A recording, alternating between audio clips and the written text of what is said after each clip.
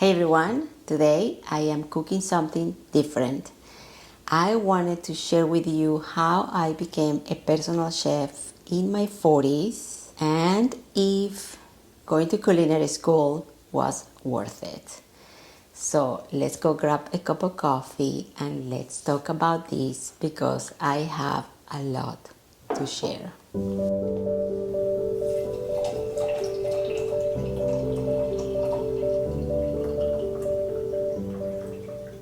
Having a cup of coffee and talk to a friend, it's one of those nostalgic and warm things that we could all do as humans. So let's start from the beginning. Cheers. First coffee.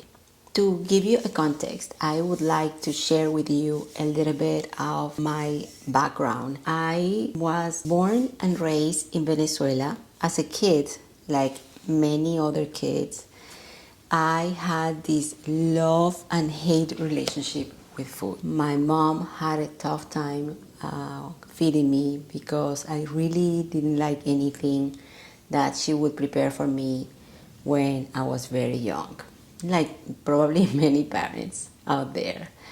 So she became very creative in the kitchen and then she started preparing all this amazing food and she would put name on every dish that she would prepare. And one of my most fun memories of my mom cooking in the kitchen, fried chicken that breaded in corn flour, then in flour. She will deep fry the chicken and so crispy and flavorful. My mom will add so many seasonings. She will serve this in a beautiful basket with a tartar sauce. She will serve it along with a potato salad with eggs, carrots, beets, and she would call this dish chicken in a picnic basket. She would serve this on the table and she would call everyone. She put all this creativity to cook these amazing dishes and she did that with so many dishes. Cook rice with vegetables and she would call it rice in a garden. So a part of it, I think my mom wanted all of us to eat vegetables and also to enjoy it in an amazing meal. My dad never cooked. My dad was the one who would do all the grocery shopping at the house, and I have vivid memories of my dad and I going grocery shopping at all the farmers markets around my house, going to the butchers to get the beef, going to the fruit stands to get all the fresh fruits that we would, to the farmers market to get all the vegetables. We rarely went to a grocery store to buy groceries because my dad always thought that that was way too expensive and it wasn't fresh and he didn't know where these vegetables or beef came from, so he really wanted to go to the stores and to support local businesses. Most of these farm stands, butchers were our neighbors. The butcher store down the street was my neighbor next door. The person who owned the bakery across the street from my house, he was also my neighbor. So that was a way for my dad to save money, support local businesses, and to get the best of the best for less. Other influence in cooking was my grandmother. My grandmother was the most traditional cook I've met in my life.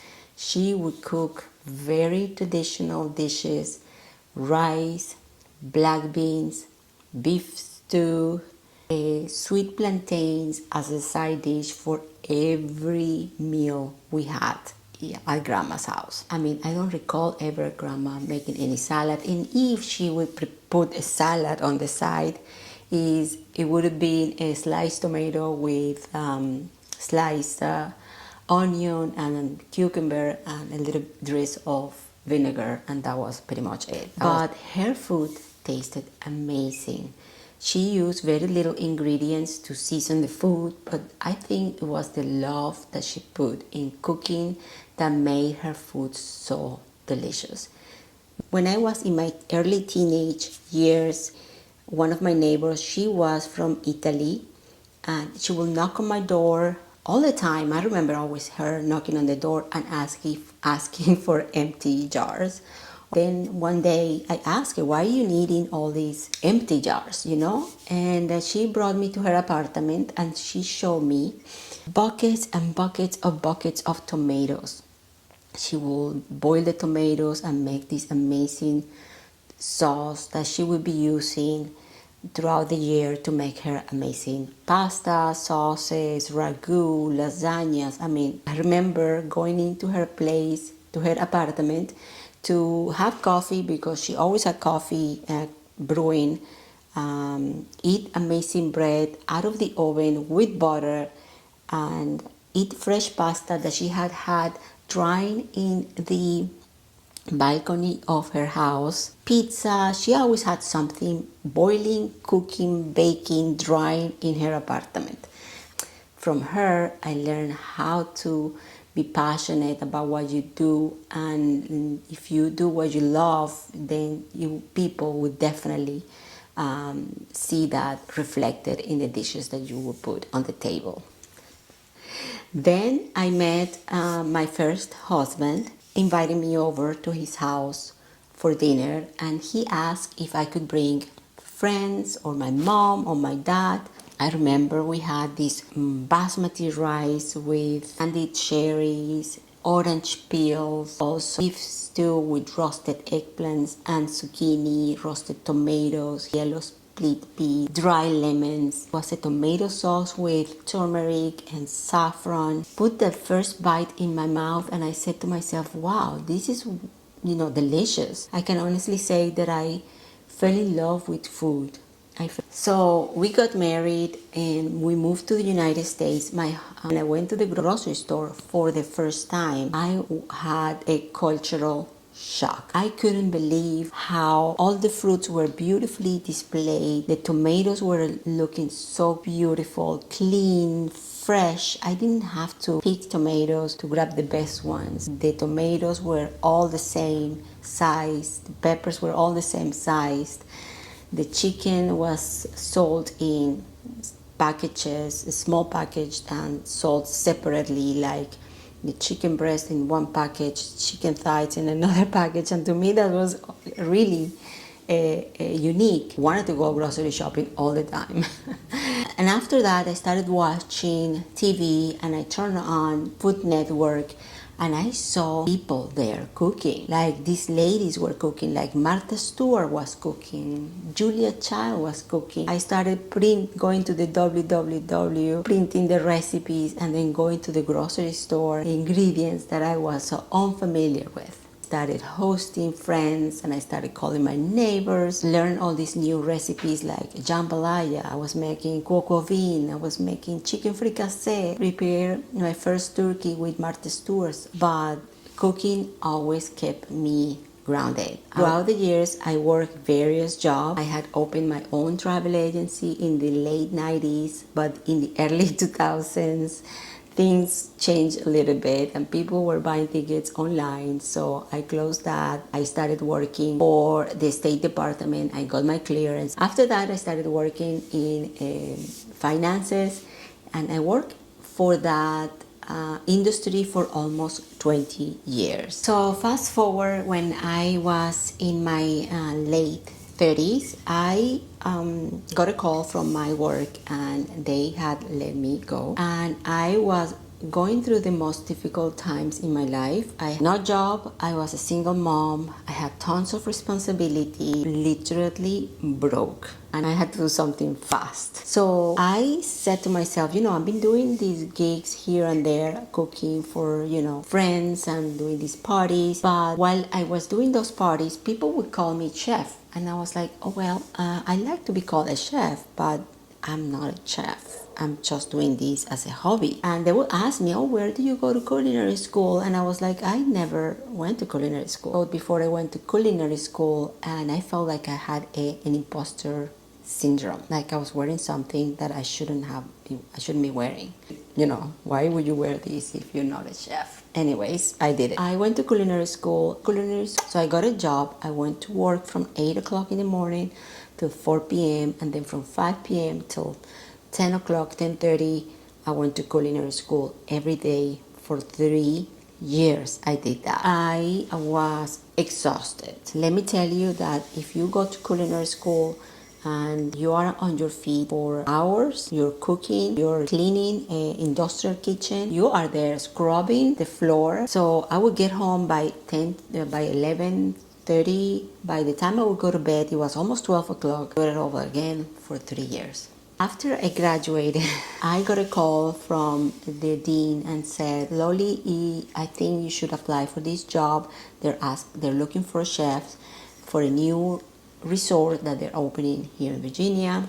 So I went there. They were looking for someone who had experience. I'm going to offer you this position so you can cook, making all the family meals for the employees. You can work 40 hours a week and we're gonna pay you $10 an hour. And I said, well, that's not gonna happen. I decided, you know what, I am gonna continue working my 9 to 5 and do this as a side hustle, and then now people can really call me a chef. So that's what I did. And in 2019, I was working my 9 to 5, and one day I decided, you know what, I have all these bookings for the next 6 months. So I quit my job, started doing all these private events. I was making good money. When 2020 happened, all my bookings got completely canceled, and I was like, what am I going to do now? I have no idea what am I gonna do. I am gonna start doing these family meal styles. I am gonna do meal prep, and on weekends I will do a small private events at Airbnbs and make. Someone asked me if it was really worth it to go to culinary school, and I said, you know what, I don't believe it was worth it for me. When I went to culinary school, I already knew how to cook. By the end of the 3 years, when I graduated, student loans were $40,000. Little did I know that when I went there, I was like, oh, I'm gonna do this, I'm gonna work, I'm gonna make money, I'm gonna do what I love. $40,000 in debt. Cooking as a hobby or as a side hustle is one thing completely different than cooking as a job.